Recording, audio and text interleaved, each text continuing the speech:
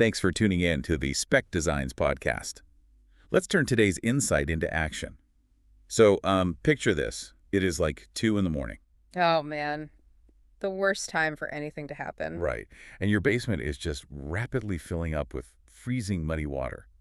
You are completely panicking. You're just in total survival mode at that point. Exactly. So you pull out your phone, you frantically search for a local plumber, you click the first link, and the website that loads just says, excellence in every project since 1994. Yeah, it's not helpful. Does that help you to feel relieved? No. You hit the back button instantly. You're just looking for someone to say they fix pipes. Right. So today, we are tearing down that whole concept of the generic digital brochure. We're working through a really, really comprehensive blog today. It's basically a homepage copy checklist for local service businesses. Yeah, and the mission here is to take that, that static poster of a website and transform it into a 24/7 lead generation engine for you. It's a huge fundamental shift in how businesses really need to view their digital presence, Totally. Because in today's landscape, your homepage, it doesn't have minutes to win someone over. It has this tiny, just fleeting window. Like what, a few seconds? Yeah, you have maybe 3 seconds to answer one single defining question for the local customer, which is just, can these people help me right now? Right. And if that answer is buried beneath like vague corporate slogans, or if it requires the user to scroll and hunt for it, the conversion is already lost. Okay, let's unpack this. Yeah. Because to start turning this insight into action, we really have to look at the very first thing a visitor sees, right? Yeah, the absolute top of the page. Right. What web designers call the above-the-fold real estate. It's the portion of the screen that's visible before anyone even touches the scroll wheel. It's your prime digital property. And reading through this blog, it is honestly shocking how much of this prime real estate is just utterly wasted. Oh, it's everywhere. You see these massive header texts that literally just say, like, welcome to our website, or quality service you can trust. Yeah, those phrases, they actually create unnecessary cognitive load. What do you mean by that? Well, the human brain is just naturally lazy, right? It wants to conserve energy. So when a visitor reads quality service you can trust, their brain has to expend energy trying to figure out what kind of service is even being offered. Oh, I see, because a plumbing company can say that, but so can a dog groomer or like a law firm. Exactly. It means nothing. And the blog lays out a crucial metric here, which we can call the number 3 rule. Okay, the number 3 rule. Yeah. Within seconds of landing on your page, a visitor must effortlessly absorb 3 specific data points: what service you provide, where you provide it, and what they should do next. I am just processing how different that feels from the standard approach, Yeah. It is just so concrete. It really is. What you do, where you do it, what's next. Yeah. And the blog contrasts this beautifully with a real-world scenario. Like a bad example would be a headline reading, excellence in every project. Right, the classic vague slogan. But the blog's good example looks at a West Michigan roofer. Their headline specifically states, roof repair and replacement for homeowners across Hastings, Grand Rapids, and nearby communities. It's so clear. And right below that, there's a promise of same-week estimates. The ambiguity is completely gone. And what's fascinating there is the psychological relief that provides to the user, Yeah, like a weight lifted off their shoulders. Exactly. By stating the specific service and the exact geographical area immediately, you just eliminate the friction of uncertainty. They don't have to go digging around. Right. The visitor doesn't have to navigate to a separate services tab or check a locations page to figure out if you actually drive out to Hastings. The path forward is just illuminated instantly. That makes me think of an analogy, actually. Your homepage, it isn't a museum brochure where people come to leisurely read about your exhibits and admire your legacy. I love that. Is the front desk of your business when nobody is available to answer the phone. Yes, exactly. Like if a stressed out customer physically walked into your office, you would never stare blankly at them and declare, welcome to our building, we have excellence. You'd probably get slapped if you did that. Right. You would step up and say, hi, we fix roofs in Grand Rapids. How can we help you today? And that helpful, immediate front desk interaction is exactly the tone you want to emulate online. Makes total sense. Which kind of brings us to the next structural hurdle businesses face as a user starts to scroll down the page. Okay, so they scroll past the header. Yeah, once the what and where are established, the knee-jerk reaction for most owners is to immediately pivot to their pedigree, their history, and just how great their company is. Okay, wait. I had to push back on this. Sure, go for it. Because if I am a business owner and I have been serving my community for, let's say, 50 years, I am incredibly proud of that legacy. As you should be. Right. Shouldn't my history and my family's deep roots in the town be the very first thing a customer sees? Like, doesn't a 50-year track record automatically prove that I'm reliable and not some fly-by-night scammer? So your longevity is definitely an asset, but placing it at the very top of the page fundamentally misunderstands the user's emotional state. How so? Well, we have to look at the buyer persona outlined in the blog. These are individuals dealing with extremely high cortisol levels. Right, they're stressed. Extremely. Their furnace just died on the coldest night of the year, or maybe they are staring down a terrifying legal deadline. In that acute moment of panic, they just lack the emotional bandwidth to care about your grandfather starting the company in 1974. Wow, okay. That is a brutal reality check. It is, but they are entirely focused on their own survival and their own outcome. They are asking, can you fix this heat or can you save me from this lawsuit? So it's not that the 50 years of experience doesn't matter.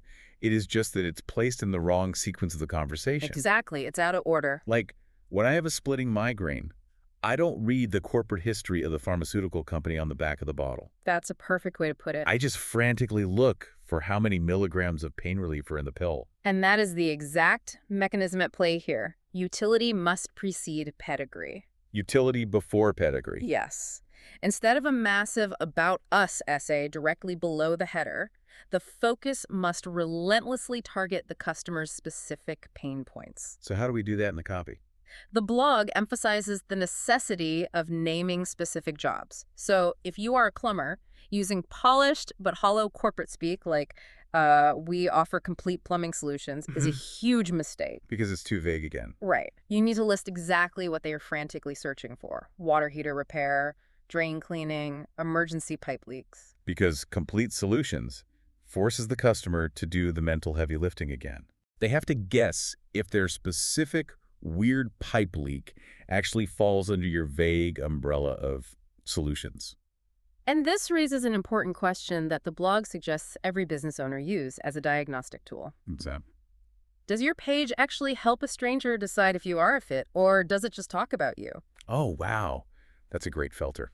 It is the difference between egocentric writing and customer-centric writing. When you shift to the latter, you stop talking about your rewards and start talking about their specific problems. Okay, so if we establish that boasting about a 50-year history right at the top is the wrong sequence, we still have a massive problem to solve here. Which is? How do we build actual verifiable trust? I mean, if a customer lands on the site and all they see are lists of services, they still need a mechanism to know you aren't going to just take their deposit and disappear. That's very true. Trust is engineered through verifiable, highly local details. Local details, okay. The blog uses a really wide description here. It says, a clean homepage without proof feels like a freshly painted storefront with nobody inside. Oof, that's kind of creepy. Right. It might look visually appealing, but it feels hollow and slightly eerie to the subconscious mind. You need to provide immediate, verifiable evidence of a living, breathing business. Let's look at the mechanics of those trust builders mentioned in the blog. Testimonials are obvious, but the execution really matters. It matters more than having them at all sometimes. Right, like a floating quote that just says, "Great job, John," is utterly useless. It looks completely made up. Exactly. The blog insists it needs to be a first name and a town, like "Great response time, Sarah, Grand Rapids." The geographical tag is what anchors that review in reality. But it goes beyond just text, you know? What else? Crucial trust signals involve really pulling the curtain back. You want to display your actual state license numbers clearly, show high-quality photos of your real team in their actual uniforms, define your precise service areas. I really want to highlight the blog's warning against fake-looking proof because I see this constantly. Oh, it's a plague on local business sites. A website will feature a graphic of 5 generic gold star icons just floating in the middle of a section with zero context. Or worse, they use that ubiquitous stock photo of 2 models in tailored suits shaking hands in a bright white boardroom. The boardroom handshake. Yes. For me, that actually sets off alarm bells. It makes me highly suspicious. And you are experiencing basic pattern recognition there. Consumers in the modern digital age are incredibly attuned to inauthenticity. We've just seen too much of it. Exactly. Yeah. The human brain subconsciously flags those stock photos as a form of deception because they simply do not match the messy reality of a local service business. Right, a plumber isn't wearing a tailored Armani suit. Exactly. And if the visual signals feel fabricated, the user's trust erodes instantly, and they will bounce to a competitor whose site features a genuine, perhaps slightly imperfect photo of their actual service trucks parked in front of their actual shop. So if a fake stock photo creates subconscious friction that makes a user leave, we have to look at the other major source of friction: branding consistency. That is huge. The blog points out that if your website looks sleek and modern, but your truck graphics look completely different, and then your business cards are from a decade ago, and your Google business profile has yet another disconnected look, the customer experiences major cognitive dissonance. They wonder if it's even the same company. Exactly.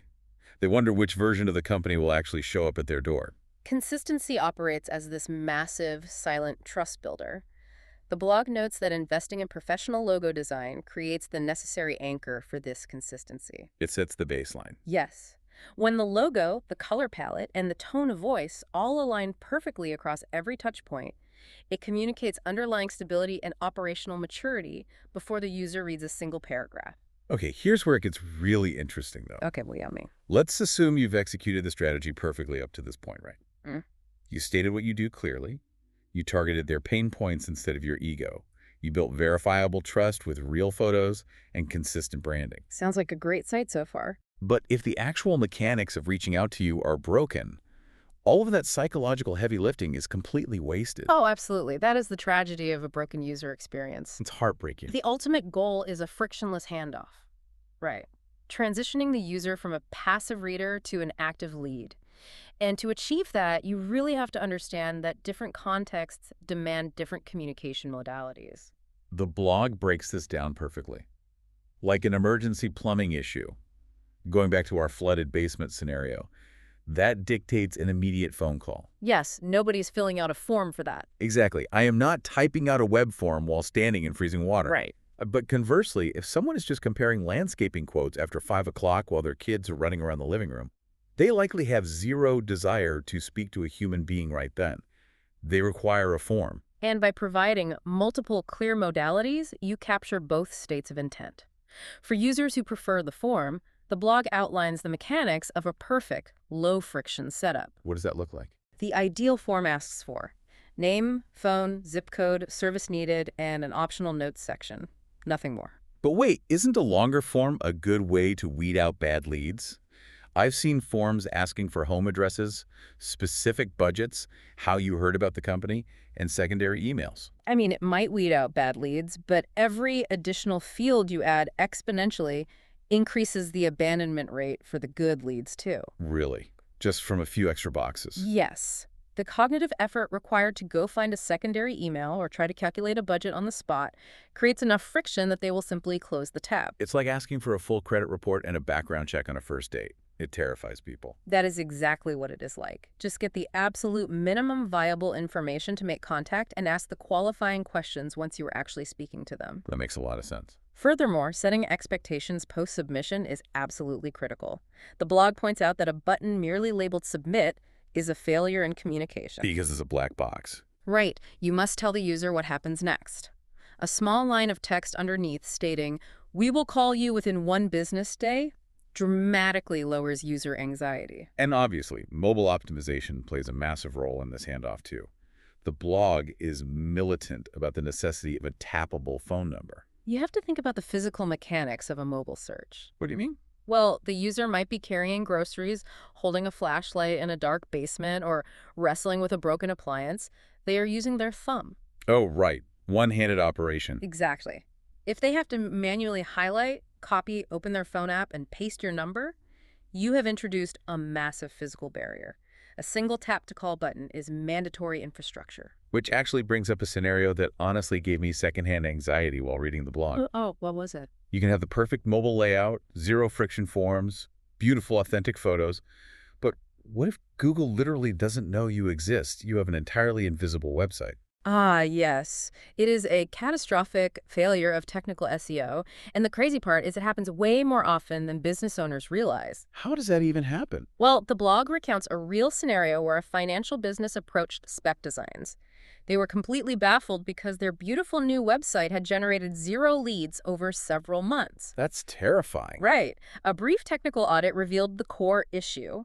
The website was entirely unindexed by Google. So someone could search for their exact service in their exact town, and they would never appear, no matter how far down the results you scrolled. They were essentially a ghost. To prevent this, the blog shows a highly specific diagnostic test that you can run immediately. Oh, show that, please. You open a standard Google search bar and type .site:/www.yourwebsitedomain.com. No spaces. Site:/www.yourwebsitedomain.com. Exactly. That command forces Google to show you every individual page of your domain that currently exists in its database. Wait, what if someone listening does that test right now and absolutely nothing shows up? The blog mentions submitting a sitemap, but what actually is a sitemap and what are they supposed to do with it? So if Google's index is a massive, constantly updating map of the internet, a sitemap is you handing Google the exact GPS coordinates of your entire digital property. Ooh, I like that analogy. Yeah, it is an XML file that lists all your pages. You take that file and submit it into a free tool called Google Search Console. And that fixes it. Doing so explicitly invites Google's digital crawlers to navigate your site and categorize your content, making it actually eligible to appear in search results. That is a phenomenal breakdown. So, assuming we have handed Google our GPS coordinates and we are indexed, we need to discuss how artificial intelligence is rewriting the rules of visibility. Because this section of the blog is a total paradigm shift. It really is. If we connect this to the bigger picture, the rapid adoption of AI-driven search like ChatGPT and localized LLMs fundamentally alters how we structure website copy. Right. The blog illustrates this with a before and after example of a client called Courtside. Oh yeah, their original headline was one of those classic old school marketing slogans. Small enough to know you, big enough to serve you. Right. It has rhythm, it sounds pleasant to a human, but mathematically it contains 0 factual data. Not at all. It fails the human test because it doesn't say what they do, and more importantly, it utterly fails the AI test. So they updated their headline to Custom Apparel and Promotional Products for Businesses, Teams, and Organizations. The difference is staggering. It goes from a vague riddle to a hyper-specific statement of fact. And the blog explains that this level of specificity is precisely what AI algorithms require to function as recommendation engines. You have to think of an AI model like a highly literal digital librarian. Okay, a digital librarian. It does not understand the poetry or the emotional nuance of small enough to know you. It operates by mapping data tags, specifically entities and relationships. So just looking for matching puzzle pieces. Exactly. When a user asks an AI, find me a local company that makes custom apparel for my son's baseball team, the AI scans its database for exact contextual matches. By changing their headline, Courtside handed the digital librarian the exact entity's apparel, promotional products, teams necessary to confidently match them to the user's prompt. So what does this all mean? We just spent the first 20 minutes of this conversation rigorously establishing that we need to write for highly stressed, impatient human beings. Right. Now, we are saying we have to write for a literal data-hungry digital librarian. How on earth do we optimize copy for both without sounding like a glitchy robot? It's a balancing act. It requires a synthesis of natural language and highly logical structure. The blog heavily warns against the outdated and counterproductive tactic of keyword stuffing. Oh, I despise reading sites that do that. You read a paragraph and it says, if you are looking for the best HVAC company in Grand Rapids, our best HVAC company in Grand Rapids can help you with all your Grand Rapids HVAC needs. It's awful. It is aggressively unreadable. It creates a miserable user experience, and modern search algorithms actively penalize that behavior. The digital librarian doesn't need you to repeat the phrase 12 times. It understands context. So how do you do it organically? You can organically mention AC repair in Hastings once, and then simply explain the diagnostic process and the repair work naturally. The AI gets the context. And the structural formatting is just as vital as the vocabulary, right? Absolutely. The blog details the importance of clear H1 and H2 headings, short, scannable paragraphs, and integrating real customer FAQs. FAQs serve as this brilliant dual-purpose mechanism. By directly asking and answering questions like, do you offer emergency after-hours repairs? Or which specific neighborhoods do you serve? You immediately lower the cognitive load for human readers who are skimming for answers. Right, because humans just want the answer fast. Exactly. And simultaneously, you are feeding the search engines and AI models perfectly structured question and answer data that they absolutely love to feature in rich snippets. I do need to push back on one final SEO tactic the blog condemns, though. Location page spam. Okay. Yeah. The blog says not to create 20 identical service area pages where the only difference is a swapped-out city name. But hold on, if I genuinely serve 20 different cities, why is that considered spam? I need those customers in Hastings and Grand Rapids to know I will absolutely drive my trucks to their house. It is about the depth and uniqueness of the content. Search engines are designed to filter out thin, duplicated content because it offers no unique value to the user. So just swapping the name isn't enough. No, if you simply copy and paste the same 5 paragraphs and use a find and replace tool to change Grand Rapids to Hastings, the algorithm flags it as manipulation. So what's the right way to do it? If you want to rank legitimately in multiple cities, you must invest the effort to create unique location pages. Detail specific projects you completed in that town, feature photos of your local team working in that specific area, and discuss localized challenges. Like what? Like maybe dealing with hard water in a specific municipal grid. Show you actually know the area.